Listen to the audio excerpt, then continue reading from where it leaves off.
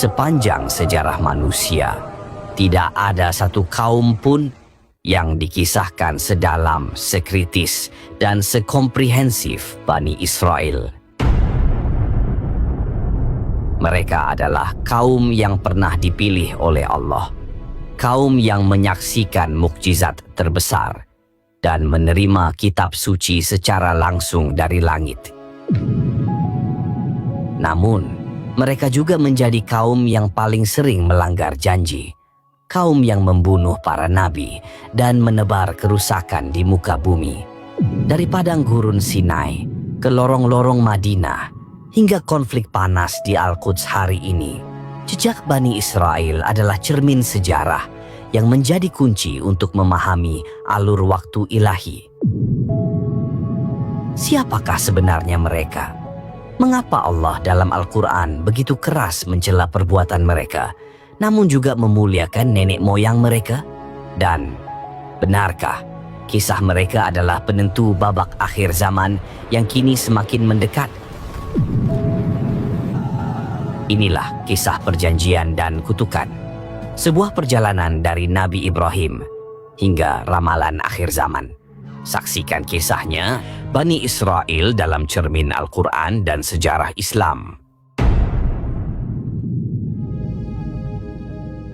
Kisah ini dimulai jauh sebelum kata Yahudi pernah dikenal dunia. Akar mereka tertanam pada sosok agung Nabi Ibrahim alaihi salam, bapak para nabi, yang diutus Allah untuk menyeru manusia agar hanya menyembah satu Tuhan di tengah bangsa Babilonia yang tenggelam dalam penyembahan berhala. Dari Ibrahim lahirlah dua putra, Ismail, moyang bangsa Arab, dan Ishak, yang kelak menjadi moyang Bani Israel. Allah berfirman dalam surah Al-Ankabut ayat 27, "Dan kami telah menganugerahkan kepada Ibrahim, Ishak, dan Yakub, dan kami jadikan kenabian dan kitab pada keturunannya. Kami berikan kepadanya balasan di dunia, dan sesungguhnya di akhirat ia termasuk orang-orang yang saleh." Dari Ishak lahirlah Yakub alaihi salam. Beliau adalah tokoh penting karena dalam Islam Yakub memiliki gelar mulia, Israel, yang berarti hamba Allah atau pilihan Allah. Dari 12 putranya lahirlah 12 suku yang kemudian dikenal sebagai Bani Israel, anak cucu Israel. Salah satu dari mereka, Yusuf alaihi salam, menjadi poros takdir besar. Lewat ujian dan kemuliaan yang luar biasa, Allah mengangkatnya menjadi Menteri Keuangan Mesir. Dari sanalah ia memanggil seluruh keluarganya, membawa Bani Israel dari Kanaan ke Mesir, membentuk pusat perkembangan mereka selama berabad-abad. Pada masa itu Bani Israel masih teguh memegang tauhid. Mereka mengikuti ajaran murni para nabi, dan Allah pun memuliakan mereka. Menurut catatan Ibnu Katsir, pada masa itu, Bani Israel adalah umat terbaik di muka bumi, lebih unggul dari bangsa Mesir, Romawi, atau Yunani. Mereka mewarisi amanah kenabian dan tanggung jawab besar untuk menjaga kemurnian wahyu. Namun segalanya berubah ketika Yusuf wafat. Mesir berganti rezim dan penguasa baru yang bergelar Firaun melihat Bani Israel bukan lagi sebagai kaum mulia, melainkan ancaman. Kaum yang dahulu dimuliakan, kini dijadikan budak, dipaksa bekerja, dihina, dan disiksa tanpa belas kasihan. Namun, di tengah keputusasaan itu, Allah telah menyiapkan seorang penyelamat, sosok yang akan mengguncang singgasana Firaun dan memimpin Bani Israel menuju kebebasan sejati. Dialah Nabi Musa alaihi salam. Babak pertama pun berakhir di titik ini ketika kaum pilihan itu jatuh dari kemuliaan menuju perbudakan. Namun, di balik gelapnya rantai besi dan cambuk tirani, janji Allah belum berakhir. sebuah cahaya tengah disiapkan dari rahim seorang ibu salehah untuk membebaskan mereka dari Firaun yang zalim. Allah mengutus Nabi Musa alaihi salam membawa risalah agung, risalah tauhid dan pembebasan. Musa diutus bukan hanya untuk menantang kekuasaan Firaun, tetapi untuk membebaskan manusia dari penghambaan kepada sesama, menuju penghambaan hanya kepada Allah semata.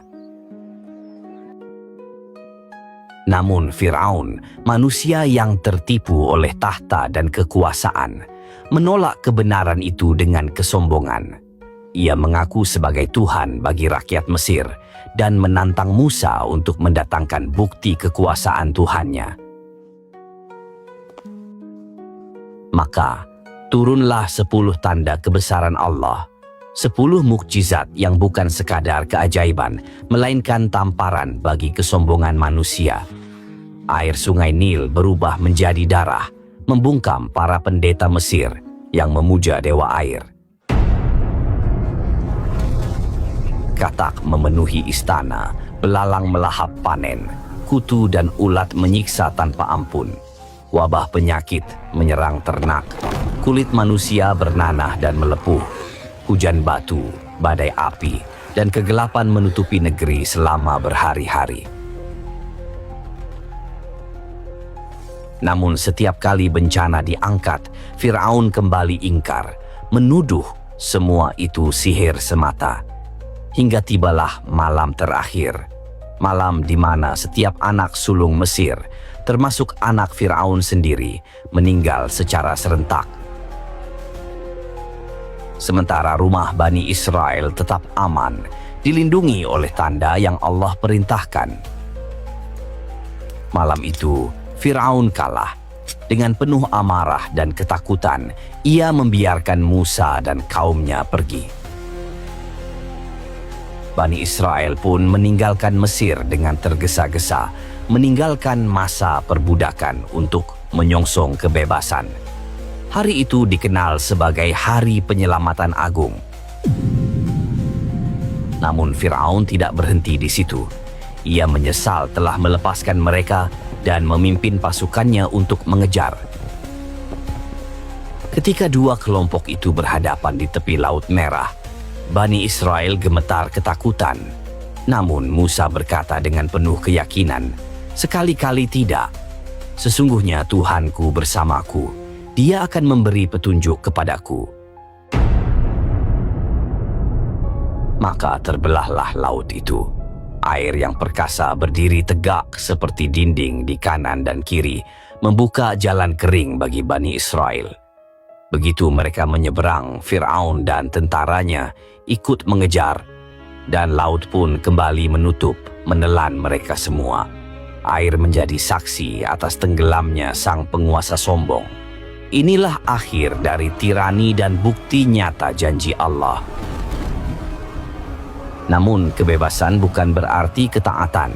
Setelah Firaun binasa di laut, Bani Israel menyaksikan sendiri bagaimana Allah menundukkan lautan demi mereka. Tapi, mengapa manusia begitu cepat lupa pada nikmat, padahal baru saja diselamatkan dari kehinaan dan perbudakan? Di tengah perjalanan panjang mereka di padang pasir yang tandus, Allah menurunkan manna dan salwa, makanan dari langit sebagai bukti kasih dan pemeliharaannya. Manna adalah manisan lembut seperti madu yang turun bersama embun pagi, dan salwa adalah burung puyuh yang datang dengan mudah ke perkemahan mereka. Itu adalah rezeki surgawi, makanan tanpa usaha, pemberian langsung dari Tuhan agar mereka belajar bersyukur dan bergantung hanya kepadanya. Namun manusia yang hatinya belum bersih dari penyakit Mesir kembali menunjukkan tabiat lamanya. Mereka mengeluh, bosan dengan nikmat yang sempurna. Mereka berkata, "Wahai Musa, kami tidak tahan dengan satu jenis makanan saja. Mintalah kepada Tuhanmu agar Ia keluarkan bagi kami sayur mayur, bawang dan kacang seperti yang dahulu kami miliki di Mesir." Nikmat surgawi pun tak lagi mereka syukuri. Padahal manna dan salwa bukan sekadar makanan, melainkan ujian. Apakah mereka akan bersyukur atau kembali terikat oleh selera dunia yang dulu menjerat mereka dalam perbudakan? Maka tibalah saat Allah memanggil Musa alaihi salam menaiki Gunung Sinai untuk menerima wahyu agung, Taurat, kitab yang berisi hukum, petunjuk, dan cahaya kebenaran. Namun selama 40 hari Nabi Musa berada di Gunung Sinai, kaumnya kembali tergelincir ke dalam kegelapan lama. Dipimpin oleh seorang bernama Samiri, mereka mencetak patung anak sapi dari emas dan menundukkan kepala untuk menyembahnya. Sebuah pengkhianatan spiritual yang mengoyak janji tauhid. Rantai perbudakan memang telah lepas, tetapi rantai hati mereka masih terikat pada berhala dunia. Ketika Musa kembali dan menyaksikan pemandangan itu, kemurkaan pun menyala.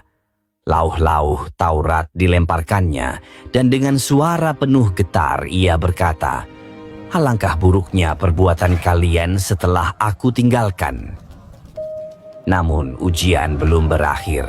Ketika Allah memerintahkan mereka untuk memasuki tanah suci, mereka kembali ragu, takut menghadapi penduduknya yang perkasa.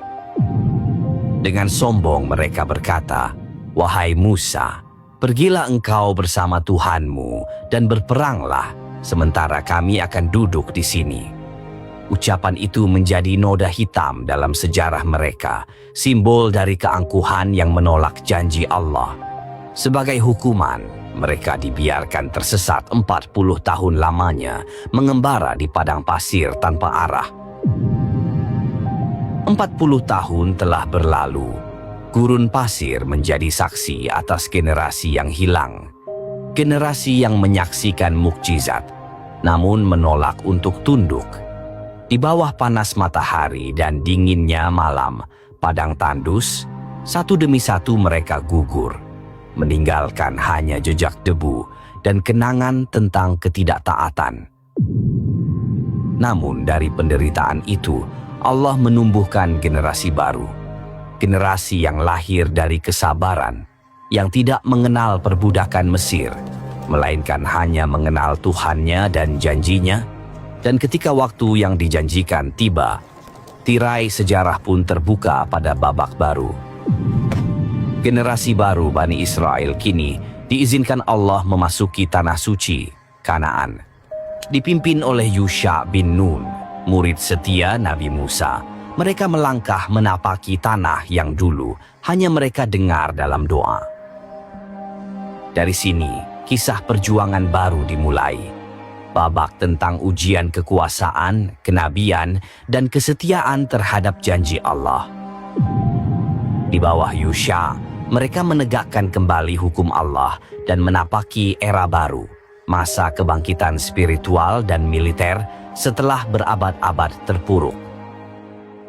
Tanah yang dulu dijanjikan kini menjadi saksi lahirnya bangsa yang kembali memegang syariat Taurat. Namun perjalanan mereka tidak mudah. Bangsa-bangsa di sekeliling Kanaan menjadi musuh yang tangguh. Maka Allah mengangkat para nabi dan pemimpin untuk membimbing dan mempersatukan mereka.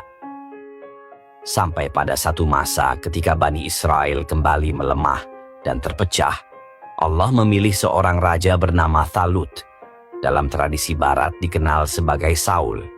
Ia bukan dari kalangan bangsawan, tapi dipilih karena keimanan dan keberaniannya. Talut memimpin mereka melawan pasukan besar yang dipimpin oleh Jalut, sang tiran perkasa. Dalam pasukan kecil Talut itu, berdiri seorang pemuda yang akan mengubah sejarah. Namanya Daud alaihi salam. Dengan izin Allah, ia mengalahkan Jalut hanya dengan sebuah ketapel dan batu. Kemenangan itu bukan sekadar kemenangan perang, melainkan awal dari berdirinya kerajaan besar yang dipimpin oleh seorang nabi. Nabi Daud alaihi salam memerintah dengan adil dan tegas. Ia adalah raja sekaligus nabi, penyair sekaligus prajurit, dan dari suaranya turun kitab suci Zabur yang penuh pujian kepada Allah.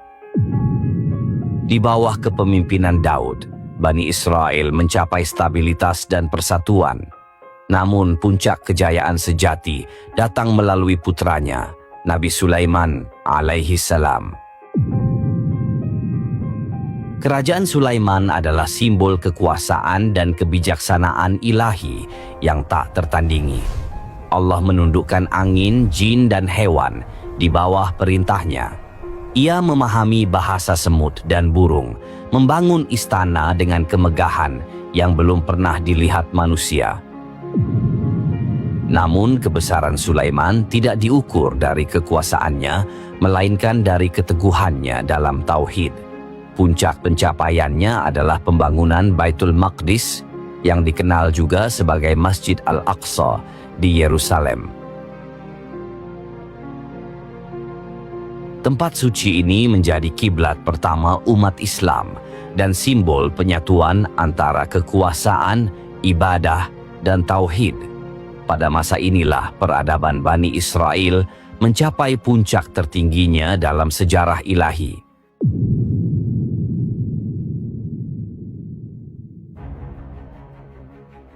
Namun sejarah selalu berulang. Ketika kenabian berakhir, kesombongan mulai tumbuh. Setelah wafatnya Sulaiman, kerajaan itu terpecah menjadi dua. Kerajaan Israel di utara dan kerajaan Yahuza di selatan. Penyimpangan agama pun menyebar, berhala kembali disembah, dan ajaran para nabi ditinggalkan. Allah menggambarkan tabiat buruk mereka dalam Al-Quran, bahwa setiap kali seorang nabi datang membawa kebenaran, sebagian mereka mendustakan, sebagian lainnya bahkan membunuhnya. Mereka hanya menerima risalah yang sesuai dengan hawa nafsu mereka sendiri.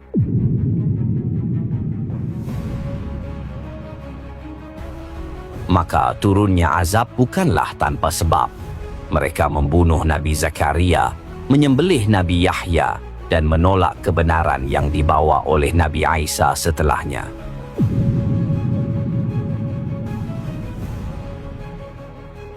Inilah masa tergelap dalam sejarah Bani Israel, masa ketika tangan mereka berlumur darah para nabi. Sebagai hukuman, Allah menimpakan kehancuran yang telah lama diperingatkan dalam Taurat. Datanglah bangsa Babilonia di bawah Nebukadnezar. Pada tahun 586 sebelum Masehi, mereka menghancurkan Baitul Maqdis hingga rata dengan tanah. Puluhan ribu orang dibunuh dan sisanya diusir, diperbudak, serta dibuang ke Babilonia. Itulah diaspora pertama, awal mula penderitaan panjang kaum yang dulu pernah menjadi bangsa pilihan. Mereka kehilangan tanah, rumah ibadah, dan kedaulatan. Para ulama menafsirkan tragedi ini sebagai realitas hukuman Allah atas kesombongan dan kerusakan yang mereka buat di bumi. Sebagaimana tersirat dalam surah Al-Isra ayat 4-5, Allah telah menulis dalam kitab bahwa mereka akan membuat kerusakan besar 2 kali di muka bumi. Dan setiap kali mereka berbuat kerusakan, akan datang suatu kaum yang Allah kirim untuk menghancurkan mereka sebagai peringatan.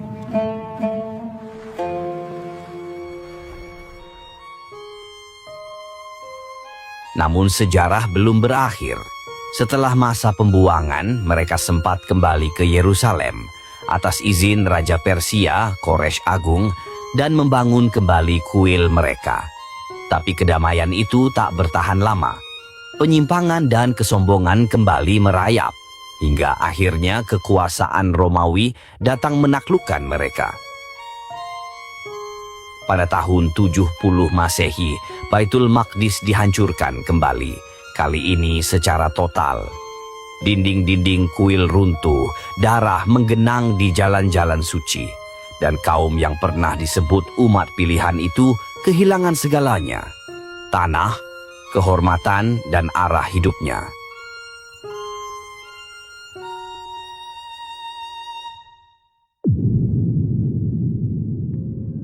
Dari reruntuhan itu dimulailah masa kelam yang dikenal sebagai diaspora kedua, penyebaran besar-besaran Bani Israel ke seluruh penjuru dunia.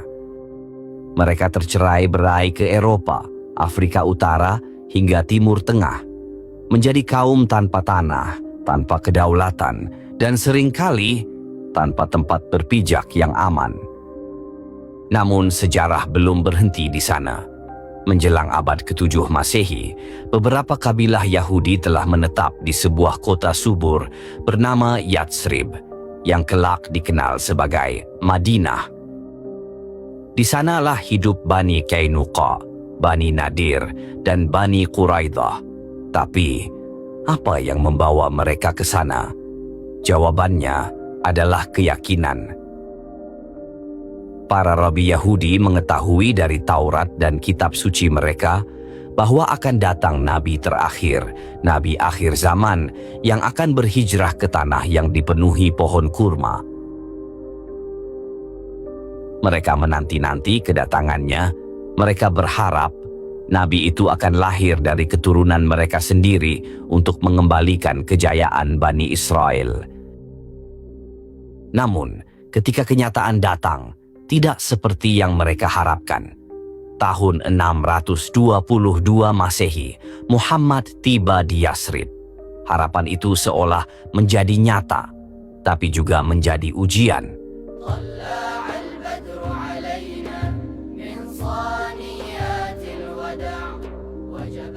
Awalnya, kaum muslimin dan kabilah Yahudi hidup berdampingan dalam damai. Sebuah perjanjian pun dibuat, Piagam Madinah, yang menjamin hak dan tanggung jawab bersama. Namun, penantian panjang itu segera berubah menjadi penolakan.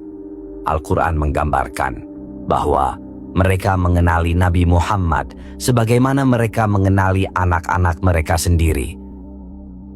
Namun kesombongan dan rasa superioritas rasial membuat mereka menolak kebenaran itu.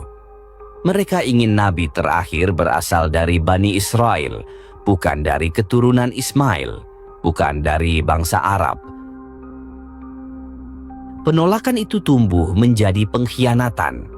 Satu persatu, kabilah Yahudi di Madinah melanggar Piagam Madinah. Bani Qainuqa diusir karena memulai permusuhan dan melecehkan seorang muslimah di pasar. Bani Nadir diusir karena bersekongkol dan berencana membunuh Nabi Muhammad. Dan yang paling kelam, Bani Quraidah, mereka berkhianat dalam perang Khandaq. Ketika Madinah dikepung oleh pasukan musyrik, mereka justru membuka pintu bagi musuh. Pengkhianatan yang hampir menghancurkan umat Islam di awal berdirinya. Konflik di Madinah inilah yang menetapkan pola hubungan antara Yahudi dan Muslim hingga hari ini. Bukan sekadar konflik politik, tapi konflik keyakinan. Pertentangan antara kebenaran wahyu dan kesombongan keturunan. Al-Quran menegaskan bahwa permusuhan kaum Yahudi terhadap umat Islam adalah yang paling keras. Semua berakar pada penolakan terhadap kenabian terakhir dan syariat baru yang menghapus kedudukan istimewa lama. Setelah penaklukan Khaybar dan pengusiran kabilah-kabilah pengkhianat dari Jazirah Arab, nasib Bani Israel pun berubah lagi. Mereka hidup di bawah kekuasaan Islam sebagai kaum zimmah, dengan hak perlindungan, tapi juga batasan. Sebuah babak yang penuh ironi, kaum yang pernah menjadi penerima wahyu, kini hidup di bawah hukum wahyu baru. Sementara janji lama mereka perlahan lenyap di balik bayang-bayang sejarah. Mayoritas Bani Israel kini hidup tersebar di bawah kekuasaan kekhalifahan Islam. Di bawah sistem ini, mereka diperbolehkan mempraktikkan agama, menjalankan hukum internal mereka, serta berperan dalam perdagangan dan pemerintahan. Asalkan mereka membayar jizyah, pajak perlindungan yang menandai tunduknya mereka di bawah hukum Islam. Ini bukan masa tanpa gesekan, namun dibandingkan dengan perlakuan dunia lain, periode di bawah kekuasaan Islam justru menjadi masa terbaik dalam sejarah mereka. Sejarawan menyebutnya sebagai masa keemasan Yahudi. Di pusat-pusat peradaban Islam seperti Baghdad, Kairo, dan terutama Al-Andalus, Spanyol Islam, para sarjana Yahudi menjadi filsuf, tabib, dan penasehat istana. Mereka berkontribusi besar dalam perkembangan ilmu pengetahuan, filsafat, dan budaya. Namun di sisi lain dunia, nasib saudara-saudara mereka di Eropa justru jauh lebih kelam. Kebencian terhadap Yahudi atau antisemitisme tumbuh subur di dalam teologi Kristen Eropa. Dari Inggris, Prancis, hingga Spanyol, mereka diusir, disiksa, dan dipaksa hidup terpisah di ghetto. Puncaknya adalah Inkuisisi Spanyol, ketika ribuan orang Yahudi dipaksa memeluk agama lain atau dibunuh dengan kejam. Tekanan demi tekanan inilah yang pada akhir abad ke-19 menyalakan sebuah gerakan baru. Gerakan yang akan mengubah wajah dunia modern, gerakan Zionisme. Dipelopori oleh Theodor Herzl dan tokoh-tokoh Yahudi Eropa lainnya, Zionisme bertujuan mendirikan sebuah negara kebangsaan Yahudi di tanah yang mereka sebut tanah yang dijanjikan, Palestina. Sebuah wilayah yang saat itu masih menjadi bagian dari Kekaisaran Utsmaniyah.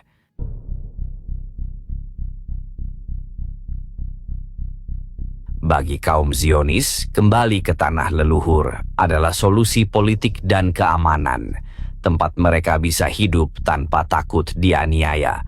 Namun bagi dunia Islam, gerakan ini dipandang sebagai proyek kolonial baru yang didukung kekuatan Barat untuk merebut tanah yang selama berabad-abad menjadi rumah bagi umat Islam dan Kristen Arab.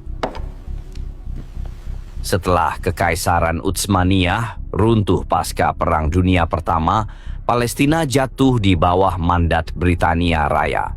Di bawah perlindungan Inggris, gelombang imigrasi besar-besaran pun dimulai, dikenal sebagai Aliyah.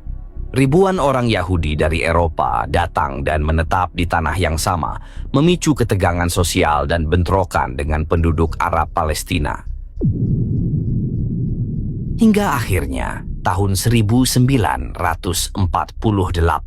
sejarah memasuki babak yang menentukan. Mandat Britania berakhir, dan di atas tanah Palestina, negara Israel resmi dideklarasikan. Bagi dunia Barat, ini disebut kebangkitan bangsa Yahudi. Namun bagi umat Islam dan bagi rakyat Palestina, ini disebut An-Nakbah, bencana besar. Ratusan ribu penduduk Palestina diusir dari rumah mereka, tanah mereka direbut, dan kota suci Al-Quds kembali menjadi pusat luka sejarah. Sebagian ulama dan mufasir kontemporer melihat peristiwa ini sebagai penggenapan nubuat dalam Al-Quran tentang kerusakan kedua yang dilakukan oleh Bani Israel dan janji Allah untuk menghukum mereka setelah itu. Terlepas dari penafsiran eskatologisnya, secara politik, inilah titik balik besar, awal dari konflik global yang hingga kini belum menemukan akhirnya. Sebuah konflik yang berakar pada janji ilahi yang disalahpahami dan pada perebutan abadi atas sepetak tanah suci, tempat di mana langit dan bumi seolah saling bersentuhan. Sejak saat itu dunia menyaksikan konsekuensi dari An-Nakbah, pendirian negara Israel, sebuah peristiwa yang menutup babak panjang diaspora mereka, namun sekaligus membuka lembaran konflik terpanjang dan paling rumit dalam sejarah modern. Konflik ini bukan sekadar sengketa wilayah, bukan semata perebutan tanah atau kekuasaan. Dalam pandangan Islam, ini adalah pertarungan ideologi yang berakar dalam sejarah para nabi.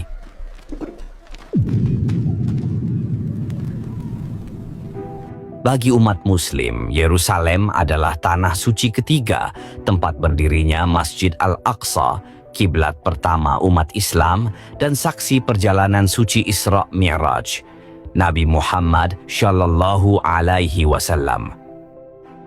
Namun bagi kaum Yahudi, lokasi yang sama diyakini sebagai tempat berdirinya Temple Mount, kuil suci yang harus mereka dirikan kembali sebagai lambang kebangkitan spiritual dan nasional mereka. Negara Israel modern dalam banyak hal telah memenuhi cita-cita gerakan Zionisme, mengumpulkan kembali kaum Yahudi dari seluruh penjuru dunia. Namun, para ulama Islam mengingatkan bahwa pengumpulan ini mungkin bukan kemenangan sejati, melainkan tanda menuju babak akhir nubuat ilahi. Dalam ilmu eskatologi Islam, kajian tentang akhir zaman, kaum Yahudi memiliki peran sentral dalam peristiwa besar yang akan mengguncang dunia. Mereka dikaitkan erat dengan kemunculan sosok paling menyesatkan dalam sejarah manusia, Al-Masih Ad-Dajjal. Rasulullah Shallallahu Alaihi Wasallam bersabda bahwa Dajjal akan diikuti oleh banyak pengikut dari kalangan Yahudi. Mereka akan menganggap Dajjal sebagai Al-Masih yang dijanjikan, yang akan mengembalikan kejayaan mereka di muka bumi.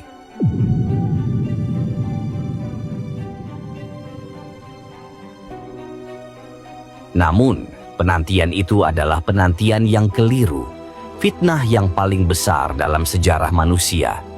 Hingga akhirnya konflik ini akan mencapai puncaknya dengan turunnya Nabi Isa alaihi salam, Yesus Kristus dalam keyakinan Kristen, yang oleh Bani Israel dahulu ditolak dan dituduh dusta. Beliau akan turun kembali ke bumi, memimpin umat Muslim, dan menghancurkan Dajjal beserta tentaranya. Dalam hadis yang diriwayatkan Imam Muslim, Rasulullah Shallallahu Alaihi Wasallam bersabda, batu dan pohon akan berkata, "Wahai Muslim, wahai hamba Allah, di belakangku ada orang Yahudi, kemarilah dan bunuhlah dia." Hadis riwayat Muslim. Hadis ini bukan sekadar tentang peperangan, tetapi simbol dari kebenaran ilahi yang akhirnya menyingkap segalanya. Permusuhan yang dahulu dimulai di Madinah akan menemukan ujungnya di akhir zaman, di bawah langit yang sama, di tanah para nabi. Dan di sanalah kita belajar satu hal besar dari sejarah Bani Israel, bahwa hak istimewa adalah ujian, bahwa amanah kenabian bukan warisan darah, melainkan warisan iman dan ketaatan. Ketika tauhid diganti dengan kesombongan dan kebenaran ditukar dengan cinta dunia, maka nikmat berubah menjadi laknat.